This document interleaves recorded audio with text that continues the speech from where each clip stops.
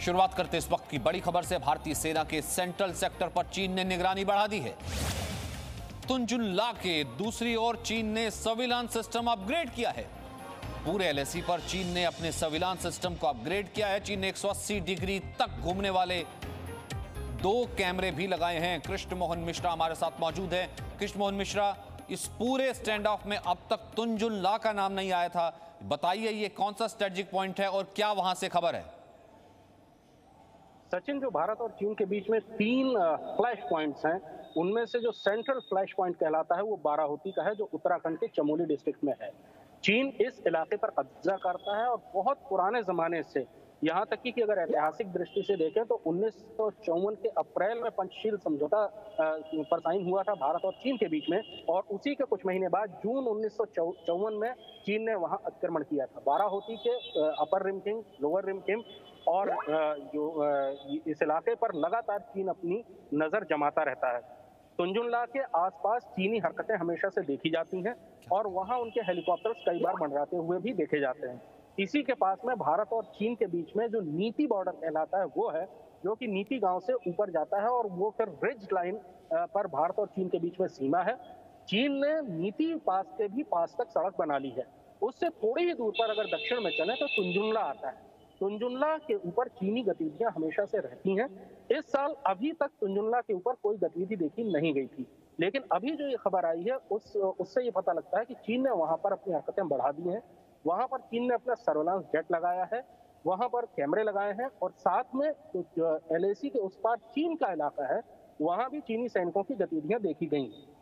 कुछ साल पहले चीन ने अपनी तरफ नीति पास तक सड़क बना ली थी, जिसकी रिपोर्ट भारतीय एजेंसियों को मिली थी, और उसके बाद उस इलाके में भारत ने भी अपने इंफ्रास्ट्रक्चर का काम तेज किया था।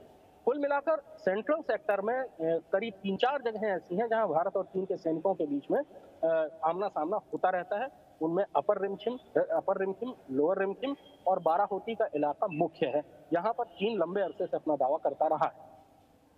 और इसे कैसे देखा जाए कृष्ण मोहन मिश्रा कि एक तरफ आज 18वीं बैठक है, 17 बैठकें हो चली हैं, यही कि डी एस्केलेशन पूरा हो गया कि नहीं, वहां पर फिंगर से हटता है कि नहीं, डेप्सांग प्लेन से सेना पीछे जाती है कि नहीं, उसको लेकर के आज 18वीं बैठक है कोऑर्डिनेशन कमेटी की। दूसरी तरफ इस तरह की एस्केलेशन बढ़ाना, ये दोनों को कैसे रिलेट करेंगे आप? चीन लगातार बातचीत के साथ साथ अपनी तरफ से अपनी तैयारियां तेज करता जा रहा है। कहीं भी डी एस्केलेशन नजर नहीं आता है। ईस्टर्न लद्दाख में जून के पहले हफ्ते में ही ये तय हुआ था 6 जून को मीटिंग में कि डी एस्केलेशन होगा, लेकिन उसके बाद गलवान हो गया और उसके बाद से आज तक ईस्टर्न लद्दाख में भी चाहे फिंगर एरिया हो या गोगरा हो या हॉट स्प्रिंग हो, वहां से चीन हटा नहीं है। डेप्सांग प्लेन यानी दौलत बेग ओल्डी का जो इलाका है, जिसको सब सेक्टर नॉर्थ कहते हैं, वहां भी चीन ने अपनी मौजूदगी बढ़ा रखी है। उत्तराखंड के कुमाऊं के इलाके में लिपुलेख पास के पास भी चीन ने अपनी गतिविधियां बढ़ाई हैं, अपनी ताकत बढ़ाई है। उसी तरह से बाराहोती में भी जो अभी ये नई खबर आई है, ये एक तरह से आप ये कह सकते हैं कि भारत और चीन के बीच के तनाव का एक और इलाका खुल सकता है, क्योंकि बाराहोती के पास चीन और भारत के बीच में विवाद रहा है। बाराहोती ग्राउंड जो एक बहुत बड़ा चारागाह आप उसको कह सकते हैं, वो है जहां पर भारतीय चारागाहों के जाने पर चीन आपत्ति करता है और अपने चरवाहों को वहां पर भेजता है हजारों मवेशियों के झुंडों के साथ।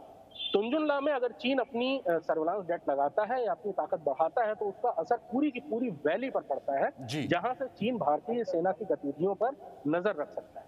सचिन, बहुत बहुत शुक्रिया कृष्ण मोहन मिश्रा इस बातचीत के लिए और ये समझाने के लिए।